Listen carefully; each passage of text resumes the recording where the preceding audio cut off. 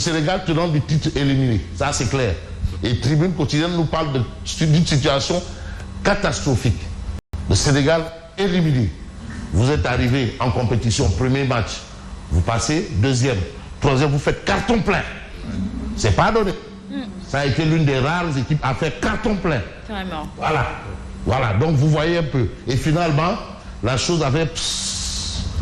Alors, tout ça pour ça, c'est quand même un coup dur. Vous savez, le football de compétition, le football collectif, la compétition, c'est pas toujours donné. Et j'aime bien cette lecture de Simon qui disait que non, tous les compteurs sont remis à zéro. Tout est à plat. Ouais. Tout ce que vous avez eu avant, il faut oublier.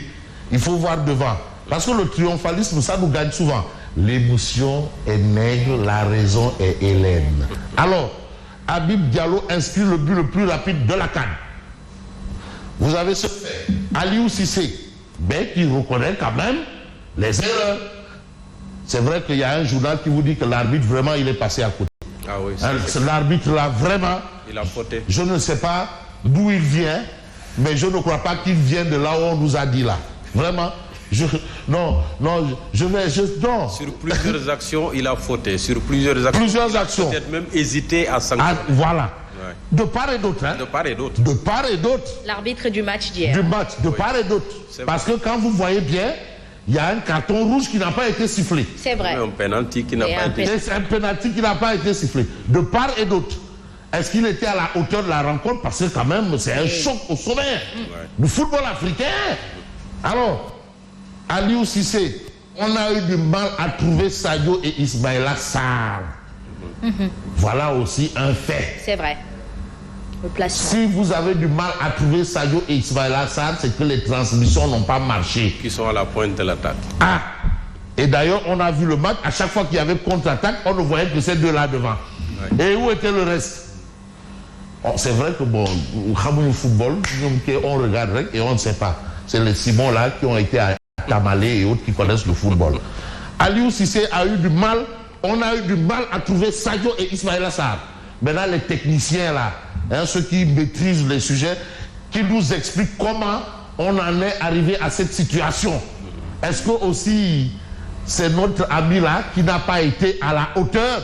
Parce qu'en face de lui, il y a eu un entraîneur, ancien joueur, qui a fait aussi les beaux jours du football africain et européen. Hein? Voilà, c'est failli. Alors, on reste avec Tribune. Mais oui, parce que le coach là, le coach principal, on l'a viré. Hein? Oui. Maintenant, c'est le second qui a assuré. C'est l'intérimaire qui a... Et certains vous disent même... L'intérimaire qui a fait le meilleur résultat. Et ils vous disent même que l'équipe de la Côte d'Ivoire s'est mieux comportée avec l'intérimaire que le titulaire. C'est vrai. Bon, peut-être que ça a été un mal pour un bien. Même les gens de Tamalé, là, malgré le fait que le coach titulaire avait pris la clé des champs, mais l'intérimaire n'a pas assuré. Il est retourné dans son TP Mazébé, où il venait. Alors, je parle sous le contrôle de quelqu'un qui est ici. On parle de commission d'enquête demandée par le PDS. Oui. Vous savez, nous, on fait de l'info, hein. L'Assemblée nationale accélère la cadence, les députés convoqués en séance plénière demain. Mercredi. Donc c'est clair. On va plus vite, c'est-à-dire on accélère la cadence. Mais qu'est-ce qui se passe? Que passe? Il y a plusieurs questions et je sais que Mamadou Fofana aime bien ce genre de sujet parce qu'il faut aller au-delà de ce qu'on peut concevoir ou percevoir comme vrai, réel. Alors, soupçon de corruption, parce que c'est quand même chargé. Hein, Mambaye? On parle de soupçon de corruption de hauts magistrats. Et je dis que ça, c'est des gens qui sont au niveau de l'Olympe. Ouais. Ceux qui ont connu un peu la Grèce antique, du sage, doivent savoir. L'Olympe, là-bas, au sommet. Des gens devant qui nous devons baisser la tête. Des gens devant qui, vraiment, nous sommes fiers, nous nous reconnaissons. Nous tous. Et aujourd'hui, on parle de soupçon de corruption au Conseil constitutionnel. Mais attention, mais il y a le juge Cherdiaï, cité par le PDS, mais qui porte plainte. Mais il a porté plainte contre X. Pourquoi contre X? Ah, c'est le PDS.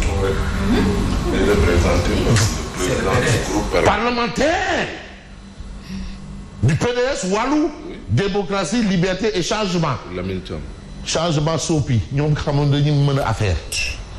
Le juge Cheikh Ndiaye cité par le PDS porte plainte.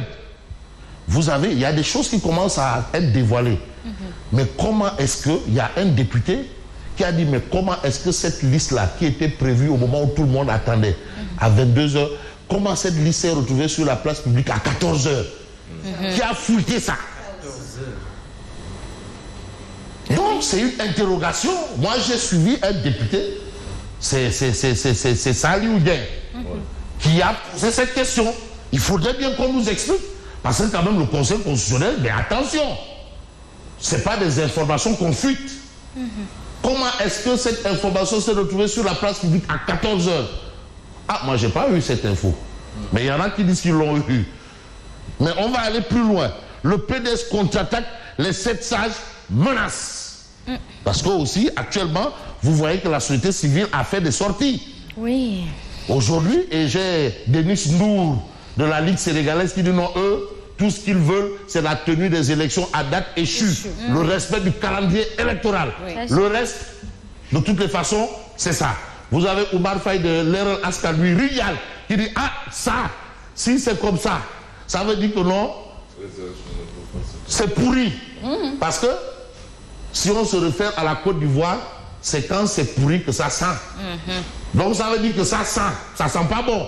Alors, vous avez cette actualité, mais je vais aller un peu plus loin avec enquête. CAN 2023, 8e de finale, les Lions sans armes. C'est-à-dire, on n'a pas reconnu l'équipe du Sénégal. Ça, c'est vrai. C'est-à-dire, c'est vrai, il y a l'arbitre. C'est vrai, il y a le pays organisateur. Mais au plan du jeu, là, vraiment, ce n'était pas ça. Bref, on reste avec enquête. Enquête parlementaire vers une crise sans précédent. On sait qu'il y a eu 63. On sait qu'il y a eu 88. Et là, on dit sans précédent. Puis, pas plus grave, je n'ai pas envie de dire pire, sinon Astafourla. Plus grave que ce qu'on a déjà vécu. Vers une crise sans précédent. Ça, c'est on appelle à la une, justement, à enquête. Et puis, JMJ Saint-Louis, l'appel de l'église qui a lancé un appel. Ex-juge Hamidou Deb.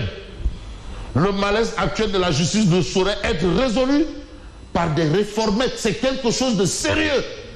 Ce n'est pas une histoire de double ou encore d'une couche de peinture ou bien de tafiengle. C'est du sérieux. Mais pour voir plus clair, on va essayer d'évoquer un journal qui s'appelle quoi? L'As quotidien. L'arbitre élimine les lions. En réalité, c'est l'arbitre qui a éliminé les lions. L'arbitre là, c'est lui qui a éliminé les lions. Ça, c'est la rédaction de l'As quotidien. Les lions ont été éliminés par l'arbitre. Voilà. Allégation de corruption au Conseil constitutionnel. Les 7 sages disent basta.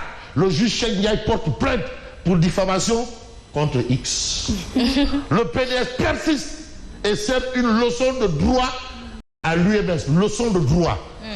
Et c'est peut-être justement dans cette droite ligne que vous avez commission d'enquête parlementaire, le PDS plein de son argumentaire, parce que le PDS ne va pas venir là-bas bras ballants. C'est pas avec des arguments tirés par les cheveux, voire par les pieds. C'est pas des arguments ramassés en bebes. Non plus. Ou encore des... Ah oui, parce que à ce niveau d'accusation, je ne pense pas que quand même le PDS est aussi tourné que ça pour quand même venir avec les arguments comme un concitoyen là. On dit non, voilà, Petro Tipou sort des preuves.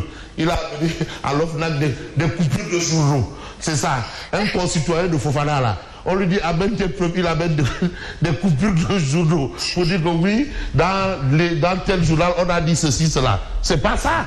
Il ne faut pas qu'on nous amène des coupures de journaux ici. Mais le journal, c'est Besbi le jour. Le coup chaos ivoirien, ça c'est d'un côté. De l'autre côté, la guerre des pouvoirs. Vraiment. Parce que quand même l'Assemblée est un pouvoir. Faut pas quand même, non, attention. C'est un pouvoir, c'est la représentation du peuple. Et en démocratie, la voix du peuple, c'est la voix de Dieu. Attention. Parce que les lois qui sont votées là, mais c'est sur ces lois que se basent les juges pour travailler.